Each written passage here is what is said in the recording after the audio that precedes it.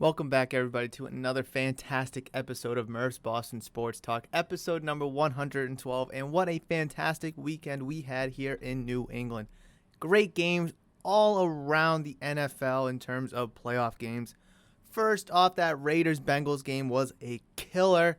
And then you have the Bucs beating up on the Eagles. Brady kind of getting his revenge on Philadelphia, which was fantastic to see. Then you have the 49ers upsetting the Dallas Cowboys, and of course you have the Chiefs decimating the Steelers. But let's not forget that fantastic Buffalo Bills versus New England Patriots game we saw on Saturday night. How fantastic that game was on all fronts: offense, special teams, and defense. I hope you guys know I'm kidding. This weekend was terrible. Actually, everything I did say about the NFL in terms of, the games that I already mentioned were fantastic games. Do not get me wrong. But does that really matter when your team gives up 47 points? Your defense doesn't even get a stop. Before I indulge into the atrocity that we saw on Saturday, let me get the pleasantries out of the way. How is everyone doing? I hope you had a fantastic weekend this past weekend. Thank you so much for clicking on this video. Thank you so much for downloading, listening, and enjoying. Hopefully you have a fantastic week planned up ahead between now and the next time I record Murph's Boston Sports Talk. It doesn't feel like winter today. It was like 45 degrees out. It feels like spring. Is spring coming a little early? You know what? At the cost of the Patriots losing horrifically in the first round, I'll take it, because what weather we did have over the weekend and towards the tail end of last week, that bitter 10 degrees, 12 degrees nonsense, I'm all set with. And I'm sure a lot of people here can agree with me on that. I don't know who likes this cold. It's sure as hell not me. But yes, hopefully you did have a fantastic weekend and you have great things planned ahead for this week. Unfortunately, our New England Patriots are eliminated from the playoffs, so now we can just sit back and relax and enjoy the games for what they are. Like, I was able to sit back and enjoy Tom Brady eliminate the Philadelphia Eagles. I was able to sit back and watch a killer of a game between the 49ers and the Cowboys. That was actually really exciting to watch. And instead of watching the Chiefs win against the Steelers, I decided to watch the Eternals last night, because now that is on Disney Plus, so I was able to watch that, and it was a good movie. But you're not here for my movie breakdown. Maybe that's, sorry, I'm putting chapstick on. Maybe that's for a different, time. Maybe I can indulge you in some movie reviews. But whatever. I'm delaying the inevitable. Okay, all right, you caught me. I'm delaying the inevitable in terms of talking about the New England Patriots. Obviously, there's good things and bad things to take away. Now, the good things, obviously, are outweighed by the bad things. So I think I want to start with the good things first, because I feel like that conversation is going to be a little bit shorter than the bad things that we saw from Saturday night. Now, in all due fairness, I offer you this warning of buckling up, because I don't know how long this podcast episode is going to go. I don't know what else I'm going to be talking about today besides this wildcard game, because there's so much to talk about. Not just because it was a playoff game, not just because they lost. Those two things considered, along with Mac Jones we need to talk about, the defense we need to talk about, the wide receiving corps that we need to talk about. There's so much to talk about. And I honestly kind of saved this episode for this game's reaction breakdown, whether it was win or lose.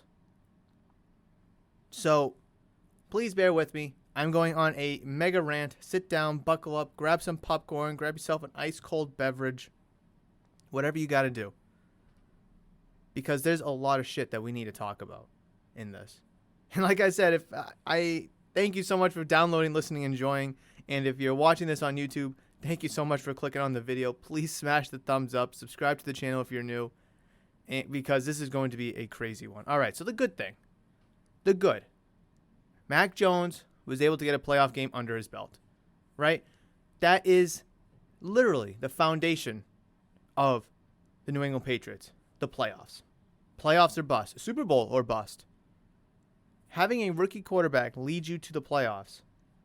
Unfortunately, it was a loss. However, you were still able to get there, which is obviously the benefit of this season, is getting Mac Jones into the playoffs, especially in a hostile environment where he's able to feel the negative energy, the hostility of Bills Mafia, and he was able to somewhat perform in the inclement weather, in the hostile environment. That's a good thing to take away. In addition to that, Mac Jones was able to go 24 for 38, 232 yards, 2 touchdowns, and 2 picks.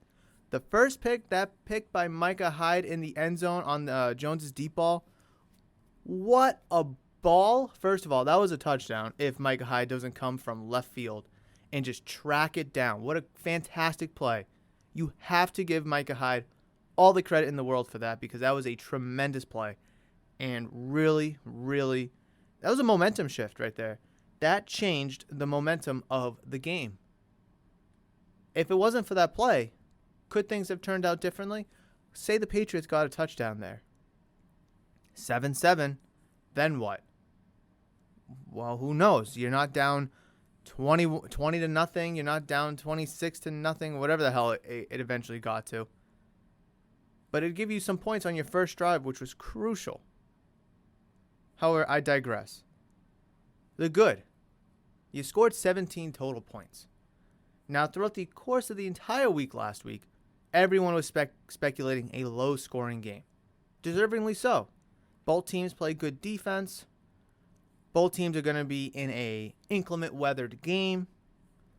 Both teams are somewhat used to this weather. However, when it's almost 0 degrees, it's kind of hard to prepare for that. Mentally, physically, emotionally. But the Patriots were able to put up 17 points in that kind of weather, in that kind of a game. And the funny thing is, 17 points should have been enough to win. Now, I didn't give no final score prediction. I didn't ask anyone for a final score prediction. But 17 points should have been enough to win this game. It should have.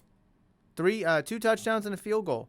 If your defense is that good, if your offense is that good, to be able to keep the ball, run the ball, and still walk away with 17 points, while your defense is good enough to only allow less than 17 points, in the inclement weather, in the hostile environment, going according to your game plan, your script, with the players you have, in the system and the scheme that you have, being coached the way that you're coached, 17 points should have been enough. Now, I know people were saying, 14 to 10, 17-14, maybe 20 to 17, around that ballpark. But all things considered, 17 points should have been able to win you the game. Now, it clearly didn't. And if you lose by a score of 23 to 17, so be it. So be it. But you got your ass torched by 30 by giving them 47 points. I'm not going to go there yet. I'm not going to go to the bad just yet. I'm going to stick with the good because I'm a positive person, glass half full kind of guy. Another good. Kendrick Bourne, Mac Jones. They gave you 110% effort from the first kickoff to the final whistle. Kendrick Bourne has clearly emerged as one of, if not Mac Jones' favorite target, alongside Hunter Henry and Jacoby Myers. And that's a great foundation for just about all the new... Jacoby Myers has been here for a couple years, but for all these new guys going into next year, great foundation. But Kendrick Bourne and Mac Jones specifically played their ass off. They played with their heart on their sleeves the entire game. Something you cannot say about everyone else. You cannot say that about everybody else on that team. You could maybe say Jacoby Myers put out a lot of effort. But that's really it, guys. That's really it.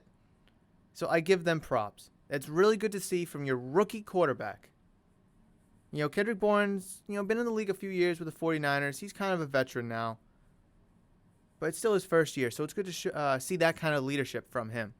Mac Jones, it's good to see that leadership from a rookie.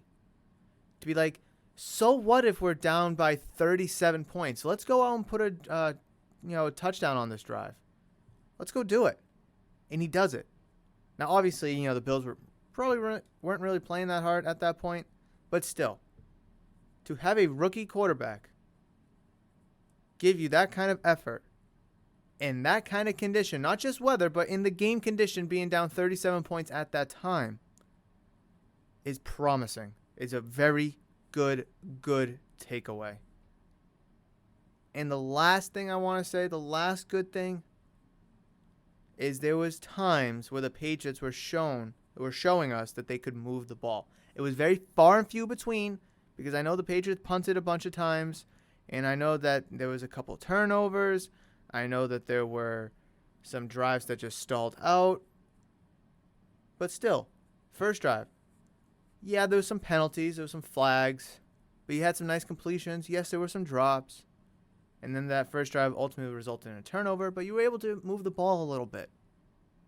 And you were able to move the ball a little bit throughout the course of the night. You weren't able to capitalize, obviously, but you just weren't going 3 and out, 3 and out, 3 and out, 3 and out, which I'm kind of, scraping for scraps here, but when you get torched by 30 and you almost give up 50, you kind of have to in terms of the good.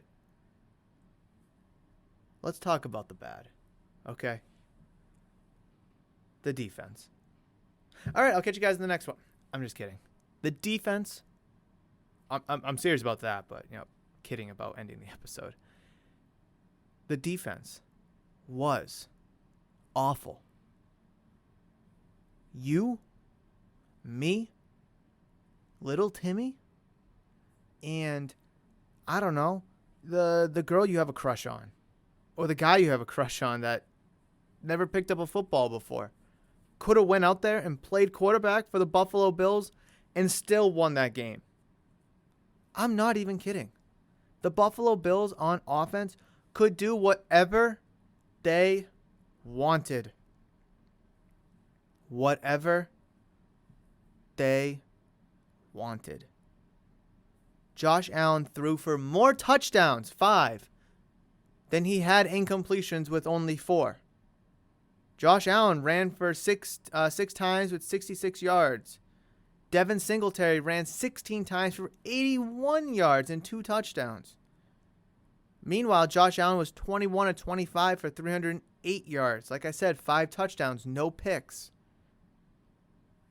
Every single drive that the Buffalo Bills had resulted in a touchdown, one way or the other. The Buffalo Bills did not punt, kick a 3-point field goal, throw an interception, or have a fumble. So when you look at this game and you lose 47-17 and you're bashing your rookie quarterback for not winning you this game, albeit he did throw 232 yards, 2 touchdowns, 2 picks, 24 for 38. Did he look great? No. Did he look bad? No. But you're going to tell me that he's not a good quarterback? He can't go out there and play middle linebacker.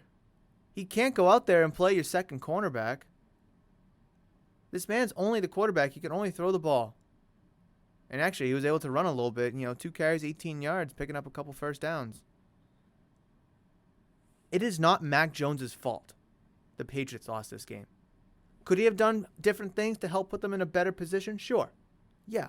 Those 2 interceptions are 2 possessions you're giving the Buffalo Bills. Okay, sure. But when your defense goes on the field and cannot record a single stop, no matter what the situation is, that is downright embarrassing. The entire defense should be traded, with the exception of J.C. Jackson.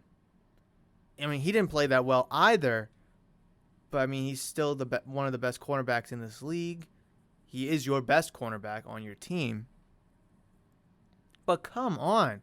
How can you not stop this Bills team one time? Like I said, if you're going to lose this game, I said this on Friday, if you're going to lose this game, lose because you were out-coached, out-schemed, you lost because the Bills were just the better team, and all three of those things were true. However, even teams that lose still find a way to get a stop on third down, still find a way to maybe force a punt, or even a damn field goal. The Buffalo Bills didn't have to do any of that. They got the ball wherever they got the ball, and every single drive resulted in a touchdown. If you think Mac Jones lost us this game, you watched a completely different game. Mac Jones could have went toe for toe with Josh Allen, putting up 40-something points himself. But the Bills were going to win this game regardless, because the Bills showed that they could stop the New England offense and Mac Jones. The Patriots defense showed they could not stop Josh Allen in the Buffalo Bills offense. Simply could not stop them. Absolutely could not stop them. I'm telling you, you, me, anybody else could have been quarterback, and we would have won that game. That defense was atrocious. Matthew Judon didn't show up. David Gottschalk didn't show up. Christian Barmore, no show. Chase Winovich, I don't know what his deal is. I mean, he's been on and off the field all year, so I don't know if it's playing time, but he didn't show up, obviously. Hightower, McCourty, J.C. Jackson, Jalen Mills, they didn't show up. Adrian Phillips, no show. Kyle Van Noy, Jamie Collins. Veterans, these are veterans on your team. Like I said, if you're going to lose, lose because they played better and you were just outright beat. Don't lose because you got embarrassed. And that is what happened alongside being beaten by a better team. McCourty, Hightower, Van Noy, Collins, Judon, Phillips, Jalen Mills. You can even throw J.C. Jackson in there. These veteran guys. These are veterans of your team. Most of those names I've mentioned have been here for a long time. McCourty and Hightower have been here for over a decade. Van Noy's been here for combined 4 years. Collins on his third stint with the team. This defense, I should say, got flat out embarrassed. This defense got reworked over the offseason. Bringing in Matthew Judon, bringing in David Gottschalk, drafting Christian Barmore, getting Dante Hightower back from COVID, signing Jalen Mills, bringing back Adrian Phillips. And everyone was really hyped up about this defense. And throughout the majority of the season, you were able to prove you were a top 5, top 10, at times a top 3 defense. Where was that? Towards the tail end of the season and on Saturday. Now, I know Dante Hightower and Devin McCourty are going to be free agents. I love those two guys with a burning passion. They are the embodiment of a Patriot. But what are we going to do about what we saw? Because those two, I'm going to throw Matthew Judon in there. I know this is his first year here, but he was electric through like the first 12, 13 games of the season. And then he's absolutely been washed ever since. But what are we going to do? We can't run the same group back. We're too slow. We're not fast. We're weak. We're not strong. We should have the IQ, but we clearly don't. And if you're going to lose by getting some stops, maybe you lost 30-17, fine. Now we can look at the offseason and be like, what are our glaring needs? A second cornerback and a number 1 wide receiver. But now, after the way the season unfolded towards the end, you look at your roster and be like, we need a whole new defense again. We need speed. We need strength. We need youth. We need quickness. We need size. Meanwhile, you need a number one wide receiver on offense. Offensive line, I think will be okay. Your running back room's going to be good. Kendrick Bourne's nice. Jacoby Myers, cool. Hunter Henry, good. What about Jonnu Smith? Nelson Aguilar? Ugh. You need a number one wide receiver, but that's clearly a conversation for a different day. Clearly a conversation for a different day, because your defense, you need a edge rusher. You need like multiple linebackers. You need multiple cornerbacks, and you'll probably need a new safety. What do we do to fix this team? If you're the GM of the New England Patriots, I'd probably rather trust you than Bill Belichick, honestly, because as a GM, Bill Belichick has significantly drafted poor players. Now, Mac Jones may be an exception because he's a quarterback, and honestly, that may not have even been his pick. That could have been a Kraft pick. Who knows? But it's just a proven fact that time and time again, Bill Belichick cannot draft young players. He cannot draft talent. I mean, N'Keal Harry, for instance. N'Keal Harry was drafted ahead of Deebo Samuel, DK Metcalf, AJ Brown. Like, come on. Like, if it was just Deebo Samuel and you had your choice between one of the two and you picked Harry and you just missed on the wrong guy, so be it. But there were 3-4 guys after N'Keal Harry. What are we doing? Joejuan Williams at pick 45 in 2019. He sucks. We saw a great showing of him towards the back half of the season. And he clearly isn't panning out. I'm going to go through. I don't know. We could do this exercise all the way dating back to probably like 2007. But let's just, until I get bored, I guess, of doing this. Obviously, it's really tough to judge 2021 because we haven't seen enough of them yet. So let's just start with 2020. Kyle Duggar, Josh Uche, Anthony Jennings, Devin Asiasi, Dalton Keene, Justin Rohrwasser, Michael Onwenu, Justin Heron, Cash Malua, and Dustin Woodard. I think Dustin Woodard retired after he got drafted. I'm pretty sure. Rohrwasser's not even on the team anymore. Dalton Keene had an injury, but he sucks. Devin Asiasi was healthy scratches all year long. Anthony Jennings had a lot of potential this year, got injured. Uche, same thing. Kyle Duggar got injured towards the end of the season. But Michael Onwenu and Justin Heron, probably your two best draft picks outside of Kyle Duggar. And they came in the 6th round. 2019, N'Keal Harry, Joejuan Williams, Chase Winovich, Damian Harris, Yadni Kajust, Hajalte Froholt, Jarrett Stidham, Byron Cowart, Jake Bailey, Ken Webster. Harry's a bust. Williams is a bust. Winovich has looked good, but I don't know what his deal is. Damian Harris, that's a hit. Jake Bailey's a hit. Just those two guys.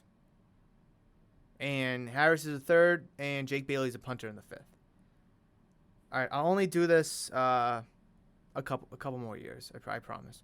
Isaiah Wynn, Sony Michel, Duke Dawson, Jawan Bentley, Christian Sam, Braxton Berrios, Danny Etling, Keon Crossan, and Ryan Izzo. Isaiah Wynn's a hit. Sony Michel, he's been good, but he wasn't worth his spot. Not even on the team anymore. Duke Dawson, no. Jawan Bentley's been pretty solid. Christian Sam's not even on the team. Braxton Berrios not even on the team anymore. Danny Etling not on the team. Keon Crossan, goodbye. And Ryan Izzo, see you later. Okay. Derek Rivers, Antonio Garcia, Dietrich Wise, and Connor McDermott, all in 2017. Those are your only 4 picks. Nope. Actually, Dietrich Wise has been good. So no, yes, no. Dietrich Wise was in the 4th round. Let me do this until 2015, so I got 2 more drafts. Cyrus Jones, Joe Thuney, Jacoby Brissett, Vincent Valentine, Malcolm Mitchell, Camus Kruger-Hill, Landon Roberts, Ted Karras, and Devin Lucien. Cyrus Jones, no. It should have been came from Alabama, nice cornerback, punt returner too. Just muffed the ball too much. Is he even still in the league anymore? That's a good question. Is he still in the league? He is not. He was with the Ravens, which I did know. But that was a couple years ago. Interesting. Okay, let's get back to the... Of course, it's not going to... Come on. Okay, here we go. Let's scroll back down. Cyrus Jones, Joe Thuney, Jacoby Brissett, Vincent Valentine, Malcolm Mitchell, Camus Kruger-Hill, Landon Roberts, Ted Karras, and Devin Lucien. I don't even know if Kruger-Hill is even on the team. I don't think he is. Actually, let me check and see if he's on the team. He's not even on the team anymore. He's with the Astros. Wow. The Texans. Okay. Wow. Football used to have so many rounds back in the day. All right, hold on. I need to scroll all the way back up to the current year. All right. Cyrus Jones, bust. Joe Thuney was a hit, even though he's not with the team anymore, but he was still a hit. Jacoby Brissett, I mean, I don't think you needed to take him in the third round, so I'm going to say bust. Vincent Valentine, bust. Malcolm Mitchell was a hit his rookie season. Then he got injured and he could just never rebound. So that was a pick that had a ton of potential, but it failed. Kruger-Hill, no. Landon Roberts, 6th round linebacker. I'm going to say that was a hit.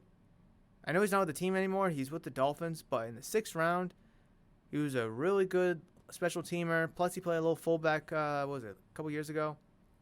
I'll take it. Ted Karras, 6th round guard, center. I'd say that's a hit, especially where he's on your offensive line now. And Devin Lucien, who never saw the light of day.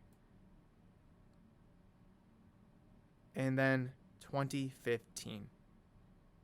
This one may have been Bill Belichick's last good draft.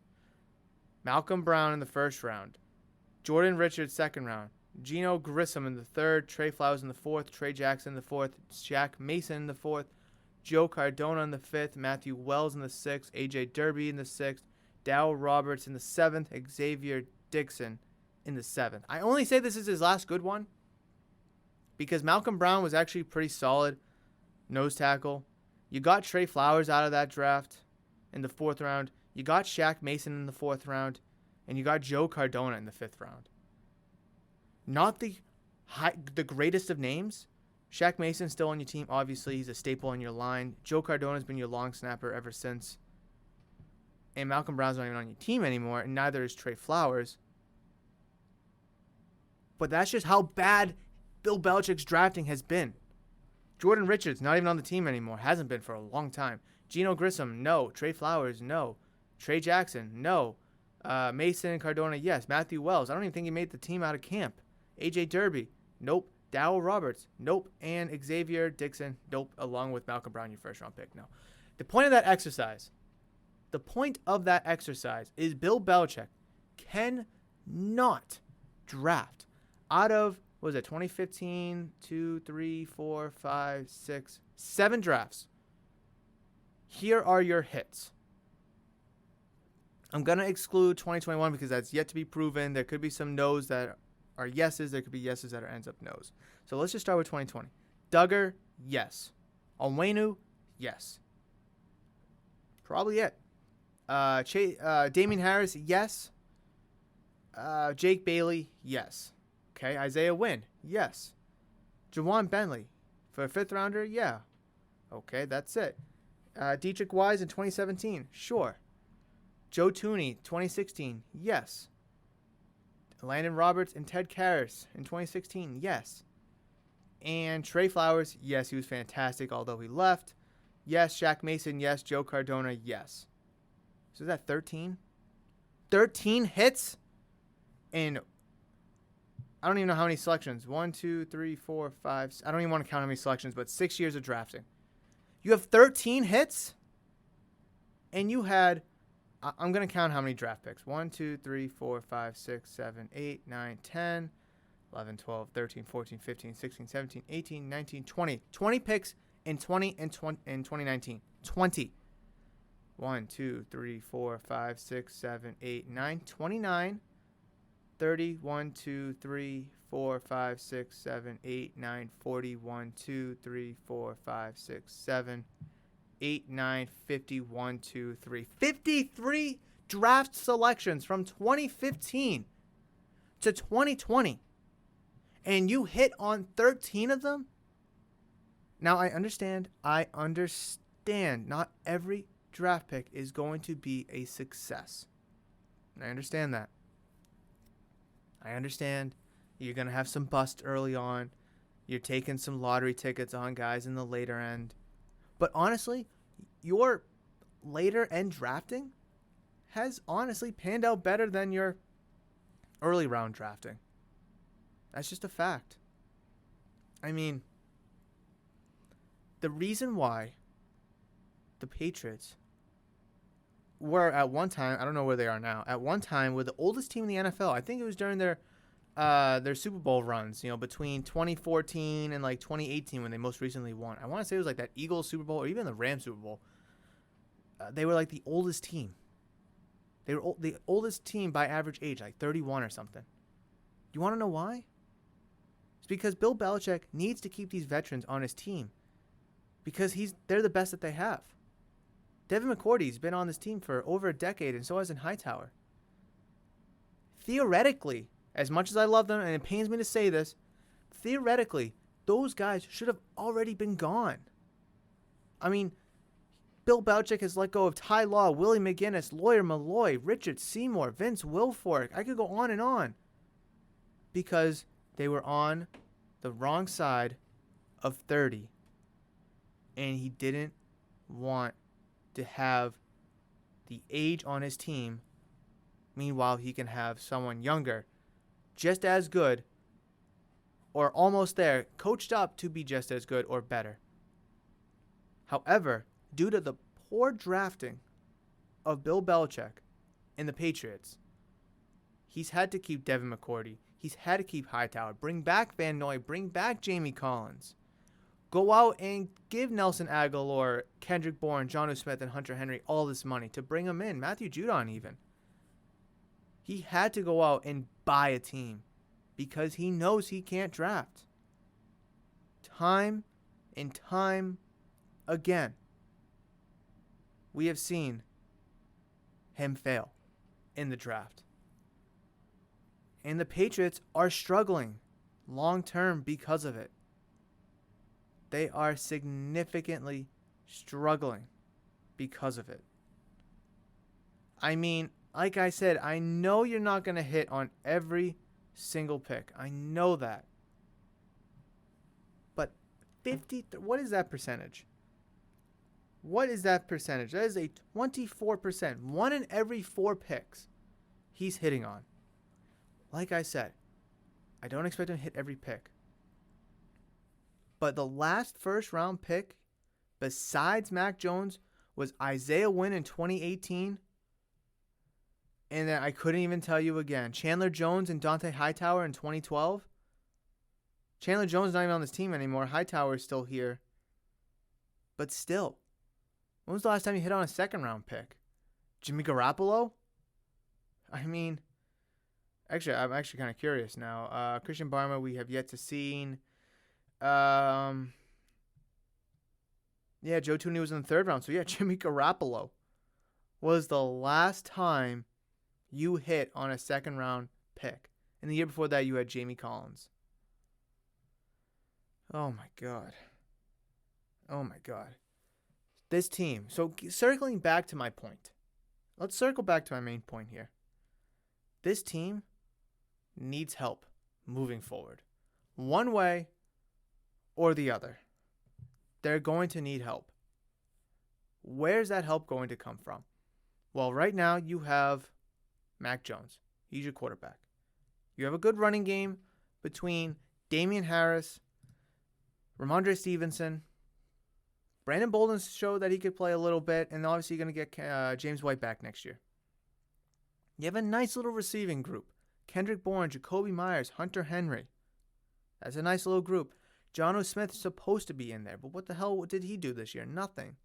Nelson Aguilar, I didn't like the pick at the beginning of the season. I still don't. Or the signing, I should say. You need to bring in a number one receiver, and Belichick clearly can't draft that. Clearly cannot draft that. And we could go over all the wide receivers he's drafted, and they've all sucked. Quickly, I want to do it. N'Keal Harry, bust. Let's see. Trey Nixon, I think he was on the practice squad all season, so it's tough to see. He was in 2021. N'Keal Harry in 2019. Braxton Berrios not even on the team anymore. Let's see. Devin Lucien didn't even make the team in 2016. Wide receiver Jeremy Gallen didn't even make the team in 2014. Josh Boyce and Aaron Dobson in 2013. Nope. Let's see. Jeremy Ebert in 2012. No. Let's see. Taylor Price in 2010. No. Let's see. I'm just trying to find out. Brandon Tate in 2009. No. Julian Edelman in 2009. And, oh, you know what? I'm not even going to count Julian Edelman. You want to know why? Because he was a quarterback in college. He didn't even come out as a wide receiver. He was a quarterback. I'm not counting Julian Edelman. He turned out to be a fantastic wide receiver. Don't get me wrong. But he doesn't count because he was a quarterback in college. Let's see. Matthew Slater in 2008, but he's a special teamer, so he doesn't really count either. Chad Jackson in 2006, no. I mean, PK Sam in 2004, no. Bethel Johnson 2003, no. Deion Branch 2002. Oh, and David Givens also in 2002. Those are the last time you drafted a good wide receiver. Was in 2002. 2002. I'm going to say it 1,000 times. 2002 was the last time you drafted a good wide receiver, and you just happened to draft two of them. I mean, holy smoke. The drafting by Belichick back then in the early years of the dynasty was so much better. So much better than it is now.